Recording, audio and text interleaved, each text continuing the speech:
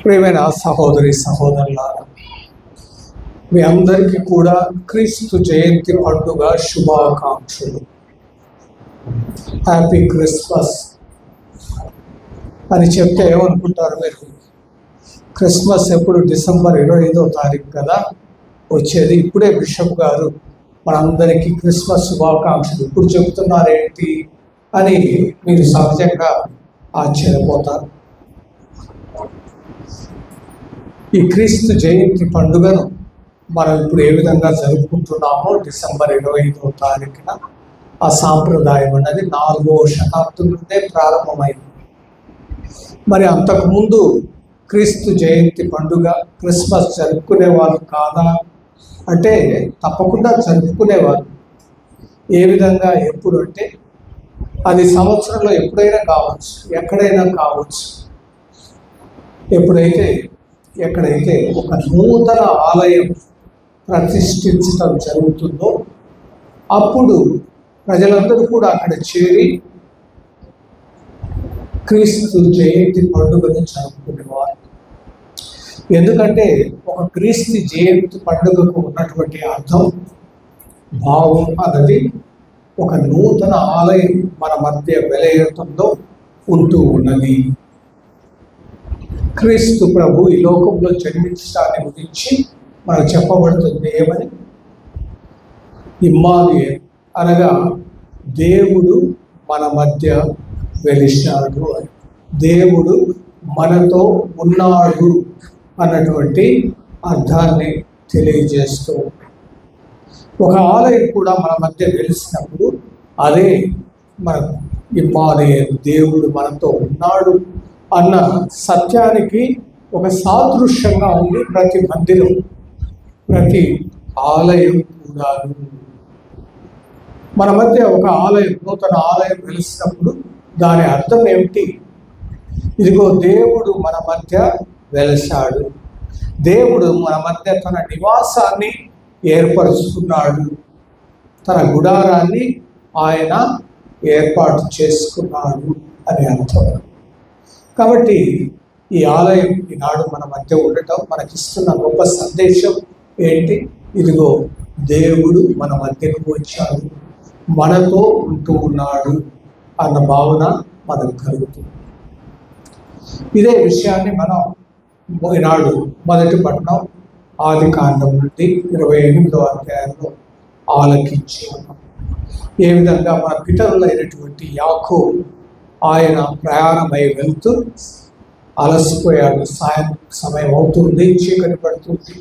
ఆయన ఒక చోటును శుభ్రపరుచుకొని అక్కడ ఒక రాయిని తల్లిదండ్రిగా చేసుకొని అక్కడ నిద్రపోయాడు, పడుకున్నాడు. గాఢంగా నిద్ర వచ్చింది. ఆ నిద్రలో ఆయనకు ఒక కల వచ్చింది.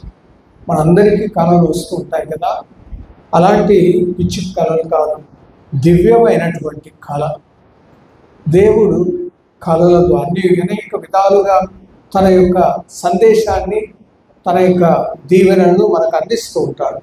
అందులో ఒక దివ్యమైనటువంటి కళ ద్వారా ప్రభు తన యొక్క సందేశాన్ని తెలియజేయటం. ఆ దివ్యమైన కళలో యాకోబు, మన పితరులైనటువంటి యాకోబు ఏం చూశాడు గుర్తుందా మీకు? చదివిన వాళ్ళు బాగా చక్కగా చదివారు, విన్నారా? మరి మీరు ఏం చూశారు? బాగా శ్రద్ధగా వినాలి. మన పరిశుద్ధ బైబిల్ గ్రంథం నుండి వాక్యం ప్రకటించినప్పుడు ఎవరు మనతో మాట్లాడుతున్నారు? ప్రభువే మనతో, దేవుడే మనతో మాట్లాడుతున్నారు. అది దేవుడు మాట్లాడేటప్పుడు మనం శ్రద్ధ వహించాలి కదా, వినాలి, శ్రద్ధగా వినాలి. సరే చెప్తాను. అక్కడ ఆయన ఒక ఎత్తైన నిచ్చెనను చూశాడు. నిచ్చెన మీరు గమనించి ఉంటారు, ఈ మందిరం నిర్మించేటప్పుడు కూడా వాడి ఉంటారు నిచ్చెన. దేనికి వాడతారు? అది నిచ్చెన అన్నది క్రింది నుంచి పైకి ఎక్కటానికి, పై నుంచి క్రిందికి దిగటానికి మనం వాడుతూ ఉంటాం. పని వాళ్ళు ఒక భవన నిర్మాణం, ఒక మందిర నిర్మాణంలో ఉపయోగిస్తూ ఉంటాం. అలాంటి ఒక నిచ్చెన చూశాడు. అది చాలా ఎత్తైన నిచ్చెన, పెద్ద నిచ్చెన. పెద్ద నిచ్చెన అంటే దాని మొదలు భూమిని తాకుతూ, దాని చివర ఆకాశాన్ని తాకుతూ, అంటే స్వర్గాన్ని తాకుతూ, అంటే అంత పెద్ద నిచ్చెన చూశారు ఆ కళ. ఆ నిచ్చెన పై లోడు ఆ నిచ్చెన ప్రక్కనే దేవుడు నిల్చొని ఉండటం చూశారు. మరి ఆ నిచ్చెన మీదుగా దేవుని యొక్క దూతలు ఎక్కుతూ దిగుతూ ఉండటం కూడా చూశారు. ఈ యొక్క దివ్యమైన కళను ఆయన చూశారు. అదే సందర్భంలో దేవుడు ఆయనతో మాట్లాడాడు, తాను వాగ్దానం చేశాడు, నేను ఎల్లప్పుడూ నీకు తోడుగా ఉంటాను, నీవు ఎక్కడ వెళ్ళినా నీ వెంట ఉంటాను, నిన్ను నీ సంతానాన్ని అందరినీ కూడా ఎప్పటికీ సంరక్షించి కాపాడుతాను, మేమందరినీ కూడా మీరు 4 వైపులా చల్లా చెదరైనప్పటికీ కూడా మిమ్మల్ని ఒకచోటనే చేరుస్తానని ప్రభు వాగ్దానం చేయటం మనం చూస్తూ ఉన్నాం. అప్పుడు ఆ కళ నుండి దిగీలున మేల్కొన్నాడు. యాకోబు మేల్కొని ఈ విధంగా అన్నాడు, భయపడ్డాడు, అయ్యో ఈ ప్రదేశం ఎంత పవిత్రమైనది, ఇది నాకు తెలియదు కదా, ఇది చాలా పవిత్రమైనది.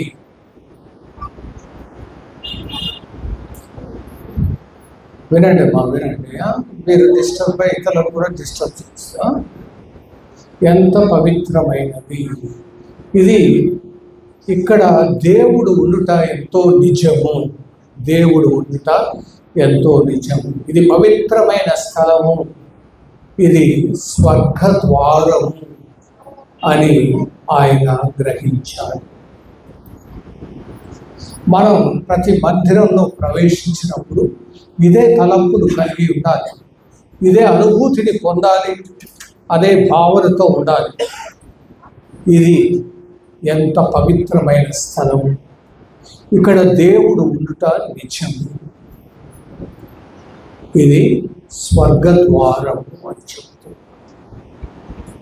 అప్పుడు వెంటనే ఆయన అక్కడ శుభ్రపరిచి అక్కడ తాను తలదిండుగా వాడినటువంటి ఆ రాయినే నుంచి ఇట్లా బలిపీఠాన్ని తయారు చేసి దేవునికి కృతజ్ఞత బలుగా అర్పించాడు.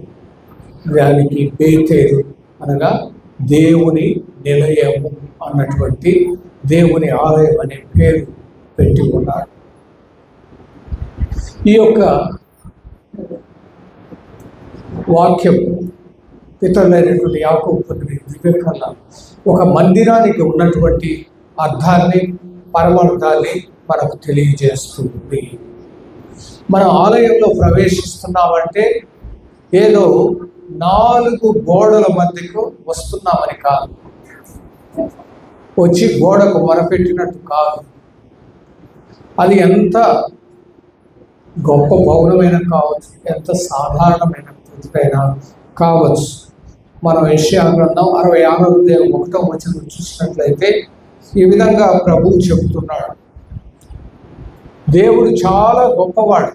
ఎంత గొప్పవాడంటే చూడండి, ఆకాశము నాకు సింహాసనం, ఈ భూమి నాకు పాదపీఠం. ఈ సువిశాల ఆకాశం అంతా ఎంత విశాలమైనదో మనకు తెలుసు. అదంతా కూడా దేవునికి కేవలం తాను కూర్చోవడానికి సరిపోడే కుర్చీ లాంటిదే. సింహాసనం అంటే కుర్చీ కాబట్టి ఎంత పెద్ద సింహాసనమైనా చిన్నదే. ఈ ఆకాశం ముందు చాలా చిన్న. కాబట్టి ఈ ఆకాశం అంతా ప్రభు దేవుడు కూర్చోటానికి సరిపడే కుర్చీ లాంటిదే. మరి ఈ సువిశాల భూమి అంతా కూడా, ఈ సువిశాల భూమి అంతా కూడా ప్రపంచమంతటా వ్యాపించి ఉన్నటువంటి ఈ భూమి అంతా దేనికి సమానం? దేవునికి ఆయన పాదములు మోపటానికి ఉపయోగించే పాదపీఠమై ఉన్నది. దీన్ని బట్టి మనకు అర్థమవుతుంది దేవుడు ఎంత గొప్పవాడు అని. దేవుడు ఎంత మరి ఇంత గొప్పవాడైన దేవుడు అంటున్నాడు, మీరు నాకెట్టి మందిరమును కట్టెదరు, ఎట్టి విశ్రామ స్థానమును నిర్మింతురు అని. మరి అంత గొప్ప దేవునికి ఆలయం నిర్మించడం మనకు సాధ్యం అవుతుందా? అసాధ్యం. కానీ అంత గొప్ప దేవుడు ఆయన బిడ్డలమైనటువంటి మన యొక్క కోరికను మన్నించి ఆయన ప్రేమతో మనం నిర్మించుకున్నటువంటి మందిరం ఎంత పెద్దదైనా కావచ్చు, ఎంత చిన్నదైనా కావచ్చు, ఎంత సుందరమైనదైనా కావచ్చు, ఎంత సాధారణమైనదైనా కావచ్చు, దేవుడు ఆ ఆలయంలో ప్రవేశిస్తున్నాడు. కొన్నిసార్లు మనం చూస్తూ ఉంటాం మన ఇళ్లలో, కుటుంబాల్లో ఏ విధంగా చిన్న బిడ్డల కోసం, వారి యొక్క సంతోషం కోసం, వారిని తృప్తిపరచడం, తండ్రి ఎంతో పెద్దవాడైనప్పుడు కూడా తాను కూడా ఒక చిన్న పిల్లవాడిలా మారిపోయి పిల్లలతో పాటు ఆడుకుంటూ ఉంటాడు, ప్రవర్తిస్తూ ఉంటాడు. అలాగే దేవుడికి మన మీద ఉన్న ప్రేమ వల్ల యోహాను సువార్త 3వ అధ్యాయం 16వ వచనం చూస్తున్నాం. దేవుడు ఈ లోకమును ఎంతో ప్రేమ, లోకం అంటే మనుషులైన మనం కూడా, అందరం, ఈ సృష్టి మానవులమైన మనందరినీ కూడా ఎంతగానో ప్రేమించాడు. అందుకే తన ఏకైక కుమారుణ్ణి మన మధ్యకు పంపించాడు. ఏ ఒక్కరు కూడా నాశనం కాకుండా అందరూ రక్షింపబడవాలని ఆయన అట్లు చేశారు. కాబట్టి ఇది ఏదో ఒక 4 గోడల మధ్య రావటం కాదు, ఇది దేవుని నిలయము. ఇక్కడ దేవుడు ఉండుట నిజము. ఇది స్వర్గమునకు ద్వారము అంటున్నాడు. అంటే అక్కడ చూసిన నిచ్చెన భూమిని నుండి ఆకాశాన్ని, అంటే స్వర్గాన్ని దేవుడి చెంతకు వెళ్తూ ఉంది. ఆ నిచ్చెన మీదుగా ఎవరు ఎక్కుతూ దిగుతూ ఉన్నారు? చిన్నపిల్లల ఎవరు ఎక్కుతూ దిగుతూ ఉన్నది? దేవుని యొక్క దూతలు. ఎందుకు అలా ఆడుకుంటున్నారు వాళ్ళు? ఒక నిచ్చెన కనబడితే పిల్లలు ఏం చేస్తారు? వెంటనే దాంతో ఆడుకుంటాడు, ఎక్కడం దిగటం చేస్తూ ఉంటారు కదా. కానీ ఇక్కడ దూతలు ఎందుకని ఎక్కుతూ దిగుతూ ఉన్నారు? దాని అర్థం ఏమిటి అంటే, మనం ఈ ఆలయంలో చేరి మనం చేసే ప్రార్థనలు, మనం చేసే స్తుతి, ఆరాధన, మనం అర్పించే అర్పణలు, కానుకలు, ఇవన్నీ కూడా దేవుని యొక్క దూతలు ఆయన సన్నిధికి తీసుకొని వెళ్తూ ఉన్నారు. కాబట్టి ఈ ఆలయంలో చేరి మనం చేసే ప్రార్థనలు, ఆరాధన ఏది కూడా వృధా పోదు. అవన్నీ కూడా దేవుని సన్నిధికి చేరుతూ ఉన్నాయి అని గ్రహించాలి. అందుకే ఆలయంలో ఉన్నప్పుడు జాగ్రత్త వహించాలి. ఎందుకని? మనం ఏం చేసినా దాన్ని ఉన్నది ఉన్నట్టుగా దేవుని దూతలు పైకి తీసుకెళ్తారు దేవుని దగ్గరికి.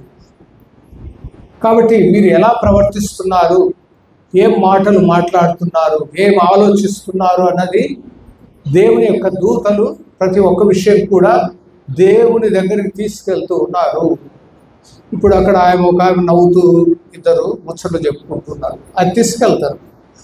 చాడీలు చెప్పటంలో, దేవునికి చాడీలు చెప్పటంలో దేవుని దూతలు ఫస్ట్ అన్నమాట. ఏది వదిలిపెట్టరు అని చెప్తారు. అందుకే జాగ్రత్తగా ఉండాలి. గుళ్ళో ఉన్నప్పుడు అన్నీ కూడా దేవుడు. కొన్నిసార్లు ఏం చేస్తారు, చూస్తూ ఉంటారు, ఎవరు వచ్చారు, ఎవరు రాలేదు, ఎవరు ఎలాంటి చీరలు కట్టుకున్నారు, లేదా బట్టలు వేసుకున్నారు, ఎలాంటి ఆభరణాలు వేసుకున్నారు, ఎలాంటి ఎవరితో మాట్లాడుతున్నారు, ఇవి గమనిస్తుంటే అయ్యే పోతాయి దేవుని దగ్గరికి. మీ మనసులో ఉండే ప్రార్థనలు, కోరికలు, అవసరాలు పోవు. అవి అవసరమా మనకు? అందుకోసమా మనం ఇక్కడికి వచ్చింది? కాదు కదా. సమయాన్ని వృధా చేయటానికి కాదు, ఈ విధంగా వ్యర్థపరచడానికి కాదు. ప్రతి క్షణం కూడా ఎంతో విలువైనది దేవుని మందిరంలో ఉన్నప్పుడు. కాబట్టి మనం ఏం ఆలోచన చేస్తున్నాం, ఏం మాట్లాడుతున్నాం, ఎలా ప్రవర్తిస్తున్నాం అన్నది చాలా అవసరము. అవన్నీ కూడా దేవుని దూతలు ఆయన సన్నిధికి తీసుకొని వెళ్తూ ఉన్నాడు. కాబట్టి మీరు నిశ్చయించుకోవాలి, దేవుని సన్నిధికి ఏమి వెళ్ళాలి. నీ విషయంలో, నీ కుటుంబ విషయంలో, నీ సంఘం విషయంలో నిర్ణయించుకోవాలి. శ్రద్ధగా ఉండాలి. మరి కేవలం దేవుని దగ్గరికి తీసుకెళ్ళటమే కాదు, ఆ నిచ్చెన మీదుగా దేవుని దూతలు ఎక్కుతూ ఉండటమే కాదు మనం చూసేది, ఆ నిచ్చెన మీదుగా దిగి రావటం కూడా మనం చూస్తూ ఉన్నాం.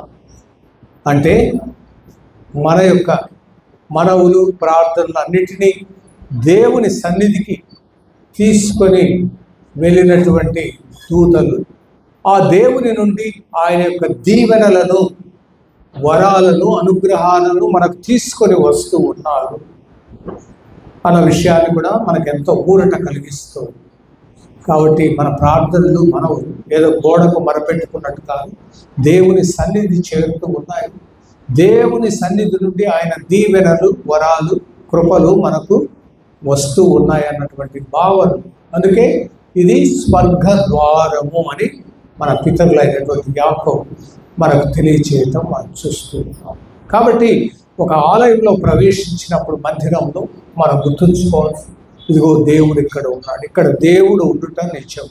ఇది ఎంతో పవిత్రమైన స్థలము, ఇది స్వర్గ ద్వారము అనే అనుభూతి, భావన, విశ్వాసం మనందరిలో కూడా ఉండాలి ప్రియమైన సహోదరి సహోదరు.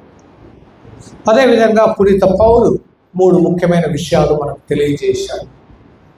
మొదటిగా మన ఆలయ నిర్మాణంలో ఏ విధంగా మనం శ్రద్ధ వహించాలి అన్న విషయాన్ని గురించి చెప్పాడు.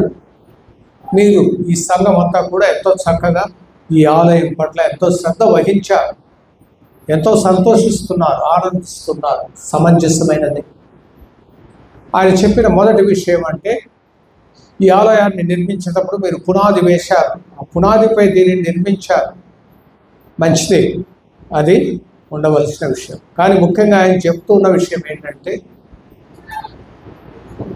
క్రీస్తు యేసు అను దేవుడు వేసిన పునాది తప్ప వేరొక పునాదిని ఎవడును వేయచాలడు అని చెప్తూ.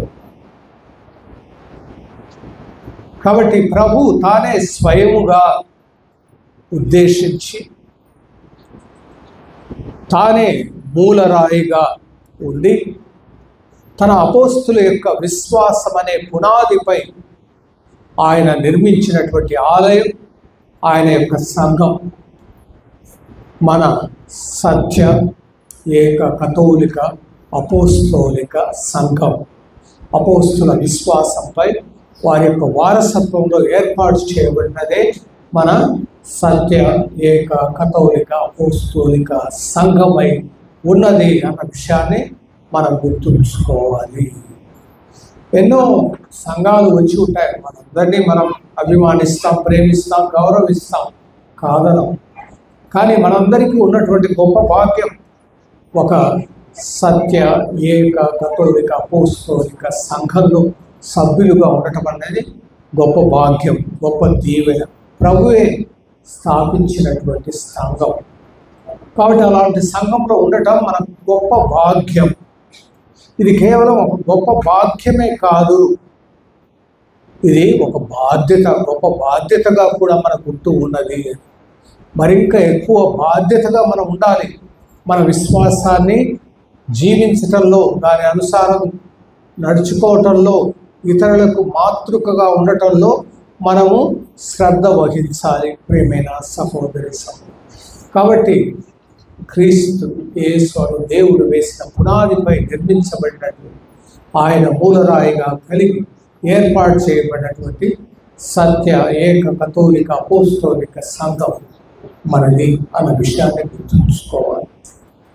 మళ్ళీ ఏ విధంగా సముద్రంలో ఉన్న చేపలు పైకి ఎగురుతూ, చిన్న చేపలు ఏం చేస్తే ఎగురుతూ అట్లా ఎగిరినప్పుడు అలా చూస్తాయి, ఎంత బాగుంది ఇక్కడ పట్టణం, అంతా బాగుంది, ఎప్పుడు ఈ నీళ్ళల్లోనైనా ఉండటం, అట్లా బయటికి పోదాం, పట్టణంలోకి పోదాం, అక్కడ బాగుంటుంది లైఫ్ అని వెళ్తాయి. అలా అనుకొని పెద్దవాళ్ళంతా నిద్రపోతున్నప్పుడు లేచి బయటికి వచ్చారు. పట్ట మధ్యాహ్నం బయటికి వస్తే ఏమైంది, నీళ్ళలో నుంచి బయటికి వచ్చారు. బయటికి వస్తానే ఎండ, గాలి, వేడి గాలి, ఎండ రావుతూ దాహం వేస్తుంది. వెంటనే అవి దాహంతో ఆ వేడికి చనిపోతాయి, నిర్జీవమై జీవం గల నీటిలో నుండి బయటికి వచ్చి ఆ విధంగా అవి అంతమవుతూ ఉన్నాయి. కాబట్టి మనం జీవం కలిగినటువంటి ఈ సంఘంలో దేవుని కృపలను అందించేటువంటి దివ్య సంస్కారాలు కలిగినటువంటి సంఘంలో, అపోస్తుల వారసత్వం కలిగినటువంటి సంఘంలో, సువార్త నిధులతో ఉన్నటువంటి సంఘంలో ఉండటం అన్నది మనందరికీ ఒక దీవెన, ఒక గొప్ప భాగ్యం. అలానే మనం కాలు ఎగరేయటం కాదు, గొప్పలు చెప్పుకోవడం కాదు, బాధ్యతగా ఉండాలి. ఇతరులకు కూడా ఇలాంటి దీవెన, అదృష్టం లభించాలన్నది మన ప్రార్థన అయి ఉండాలి. అందరినీ గౌరవించాలి, అందరినీ మనం ఆమోదించాలి. అదేవిధంగా మన విలువను తెలుసుకొని దాన్ని కాపాడుకోవాలి, దాని ప్రకారం జీవించాలి. ప్రేమిన సహోదరి సహోదరులు, ఇక రెండవదిగా పునీత పౌలు చెప్పిన విషయం ఏంటంటే, మరి ఎవరైనా నా ఆలయమును ధ్వంసము చేసిన ఎడల ఏం చేస్తానని చెప్పాడు? ముద్దు పెట్టుకుంటానని చెప్పాడా? వెన్ను తట్టి శబాస్ బాగా చేశామని మెచ్చుకుంటానని చెప్పాడా? ప్రభు ఎంతో దయామయుడు, కరుణాపరుడు, ఎంతో మందిని క్షమించాడు. ఎంతో ఘోర తప్పిదాలు, పాపాలు చేసిన వారిని చివరికి తను అన్యాయంగా మరణశిక్షకు, అవమానకరమైనటువంటి శిలువ మరణానికి గురి చేసిన ఆయన క్షమించాడు. కానీ తన ఆలయం పట్ల తనకున్న ఆసక్తి తనను దహించి వేస్తూ ఉన్నది అన్న విషయాన్ని మనం చూస్తూ ఉన్నాం. కాబట్టి ఎవరైనా నా ఆలయంలో ధ్వంసం చేసినా నేను వాడిని ధ్వంసం చేయుదును అని చెప్తూ ఉన్నాడు.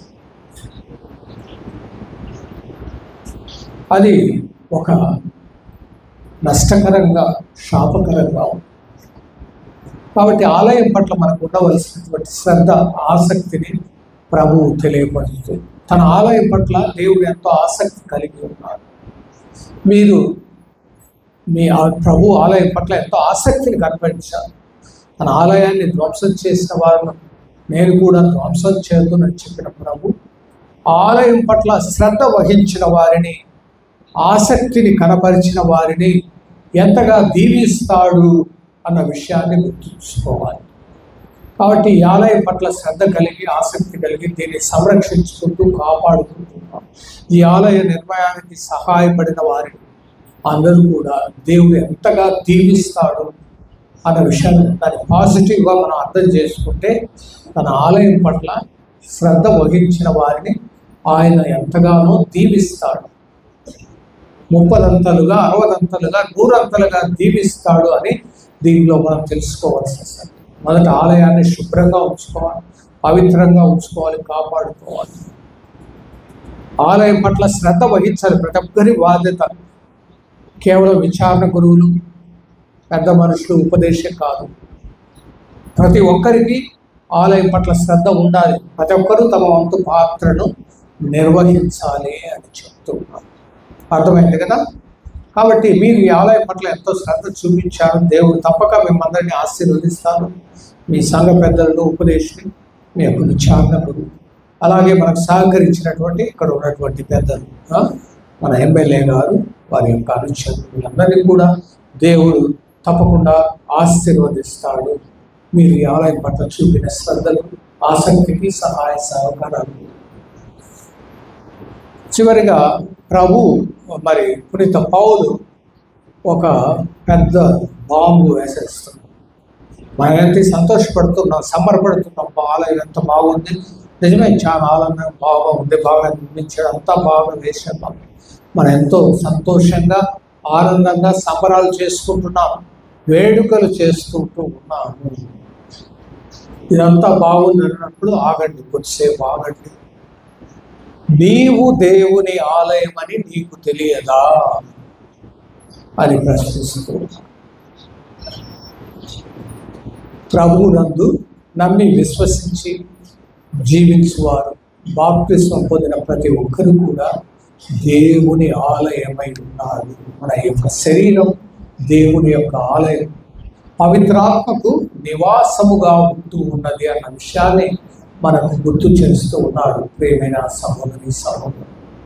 కాబట్టి మనం దేవుని ఆలయం, ఈ దేవాలయంని ఏ విధంగా మనం పవిత్రంగా చూసుకోవాలో, ప్రతిష్ఠించుకోవాలో, అదేవిధంగా మన శరీరం అనే ఈ ఆలయాన్ని కూడా దేవుని ఆలయంగా మనం పవిత్రతగా ఉంచుకోవాలి. వాటి ప్రతి ఒక్కరు కూడా దేవుని యొక్క ఆలయంగా ఉంటూ ఉన్నారని పునీత పౌలు మనకు గుర్తు చేస్తూ ఉన్నాడు.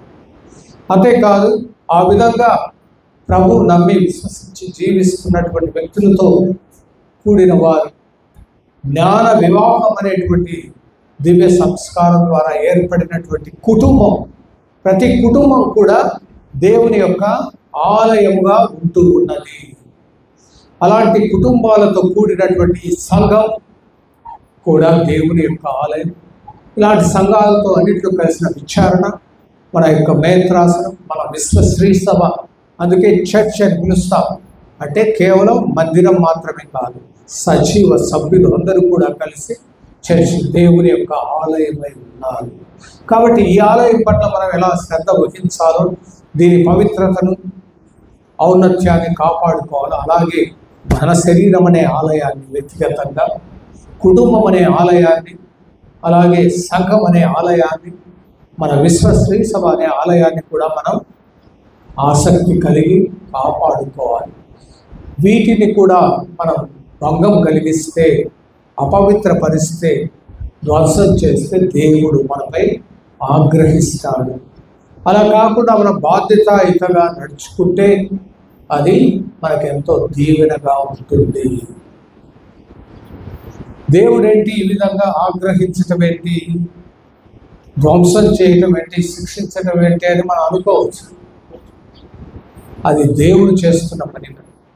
మన ఆదికాండం 1వ అధ్యాయంలో 30-31 చూస్తే, సృష్టిని అంతా చేసిన తర్వాత ప్రభు తాను చేసిన సృష్టిని అంతా చూసి అంతా ఎంత బాగుగా ఉన్నది, అది అంతా కూడా ఆయన కంటికి ఎంతో బాగుగా కనిపించింది. అంటే ఈ సృష్టిని, విశ్వాన్ని అంతా కూడా, అలాగే మానవ జీవితాన్ని, సంఘ జీవితాన్ని, సమాజాన్ని అంతా కూడా దేవుడు ఒక క్రమంలో తయారు చేశాడు, ఒక పద్ధతి ప్రకారం చేశాడు. దానిని ఆయన గౌరవిస్తూ ఉన్నాడు. మనం ఎప్పుడు దాన్ని గౌరవించకపోతే మనం చిక్కుల్లో పడుతూ ఉన్నాం, నష్టపోతూ ఉన్నాం, గాయపడుతూ ఉన్నాం. ఉదాహరణకు చెట్టు ఎక్కచ్చు, మంచిదే, చెట్టు బాగుంది, చెట్టు ఎక్కచ్చు, తప్పులేదు.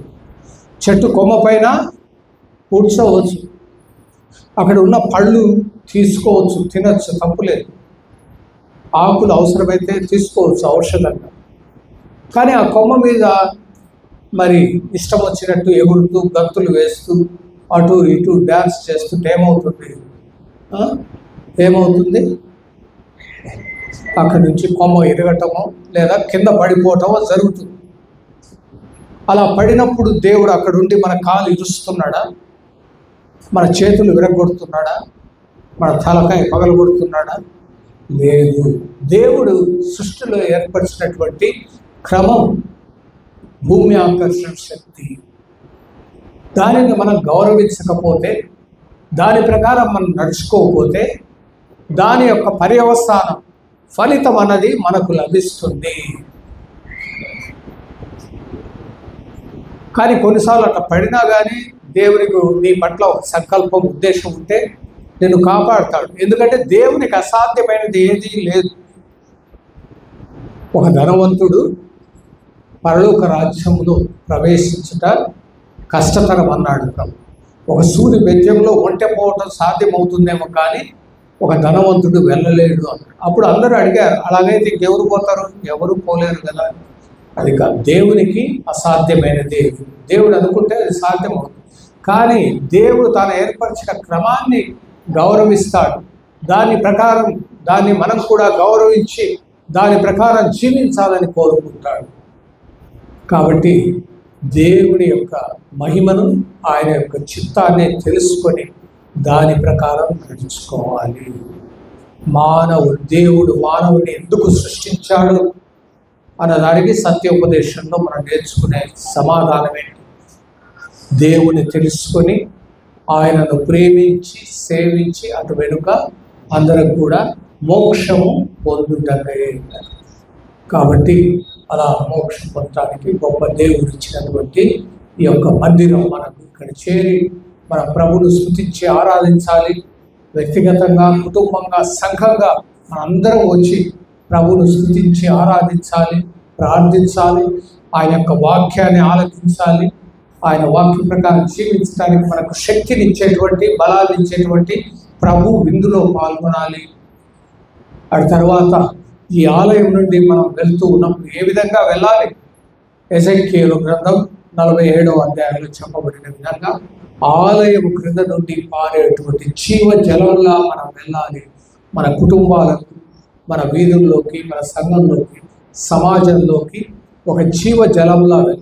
ఆ జీవ జలం ప్రవహించిన చోటల్లా కూడా ఎంతో గొప్ప ఫలితాలను ఇస్తుంది, జీవమునిస్తూ ఉంది. ఆ విధంగా మనందరం ఉండాలన్నదే ప్రభు యొక్క ఉద్దేశం. కాబట్టి ఈ విధంగా ఈ ఆలయ ప్రతిష్టలో పాల్గొంటున్నటువంటి మీ అందరికీ కూడా ప్రభు దీవెన లభించే విధంగా మీరు ప్రవర్తించాలని భక్తితో, విశ్వాసంతో, శ్రద్ధ, ఆసక్తులతో ప్రవర్తించి ఆ ప్రభు ఇచ్చే దీవెనతో పోవాలి.